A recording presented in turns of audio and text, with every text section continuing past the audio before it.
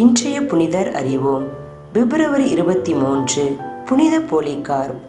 தன்னை கைது செய்ய வந்த வீரர்களிடம் அனுமதி கேட்டு ஜெபித்துவிட்டு கைதியாக சென்றவர். தனது வாழ்நாளில் சந்தித்து மறந்த அனைத்து மனிதர்களையும் நினைவு கூர்ந்து அவர்களுக்காக நன்றி கூறியவர். மறைக்கலகங்களின் போது துணிவோடு ஆண்டவர் இயேசுவை அறிவித்தவர். தப்பறை கொள்கைகளை பின்பற்றிய மார்சியன் என்பவர் போலிகார்ப்பிடம், நீ எங்களை ஆதரி என்று கேட்டபோது, நான் உங்களை ஆதரிப்பது சாத்தானை ஆதரிப்பதற்கு சமம் என்று துணிச்சலோடு பதில் அளித்தவர்தான் போலிகார்ப். கிபி 69 பிறந்தவர். நற்செய்தியாளரான யோவானின் சீடர்.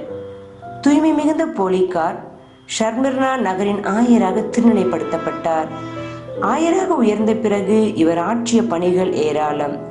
குறிப்பாக இவர் இறை மக்களுக்கு மறைக்கல்வியை போதித்து அவர்களை இறை நம்பிக்கையில் நாளும் வளர்த்தார். இவரிடமிருந்து மறைக்கல்வி கற்று புனிதர்களாக உயர்ந்தவர்கள்தான் தூய எரனியூஸ் மற்றும் பப்பியாஸ். போலிகார்ப்பின் மறைசாட்சியம் என்னும் நூலின்படி அடுக்கப்பட்ட விறகுகளின் மீது இவரை வைத்து உயிருடன் தீயிட்டு கொளுத்த முயன்ற போது தீ இவரை தொட தவறியதால் இவர் கத்தியால் குத்தி கொலை செய்யப்பட்டார்.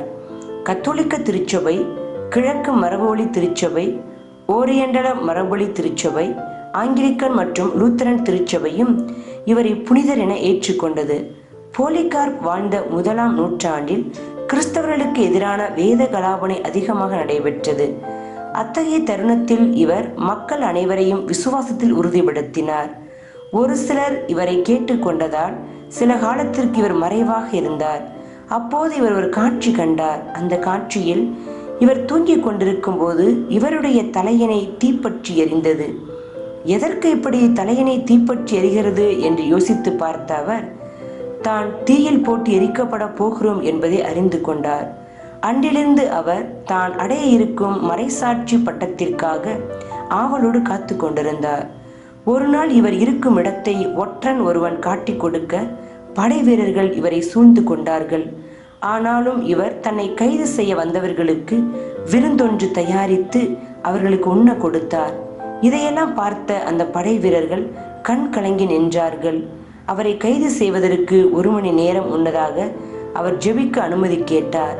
யாரெல்லாம் தன் வாழ்க்கையில் வந்திருக்கிறார்களோ அவர்களுக்காக இறைவனிடம் நன்றி கூறினார்.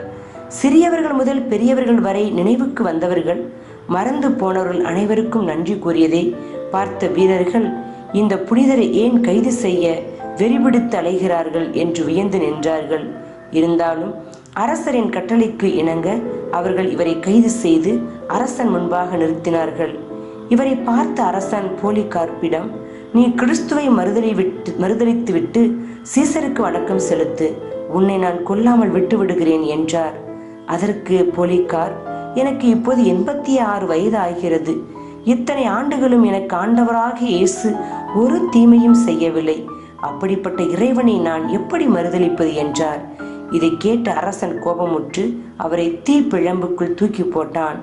ஆனால் தீயின் நாவுகள் அவரை ஒன்றும் செய்யவில்லை. அவர் அந்த தீயின் நடுவே இறைவனை பாடி புகழ்ந்து கொண்டிருந்தார். கிபி 156 பிப்ரவரி 23ஆம் நாள் அரசர் அவரை ஈட்டியால் குத்தி கொன்றான். மக்கள் உடலை கொண்டு போய் வணங்கி இன்னும் அதிகமாக கிளர்ச்சி செய்வார்கள் என்று கருதி உடலை கொடுக்காமல் தீயிட்டு எரித்தார்கள்.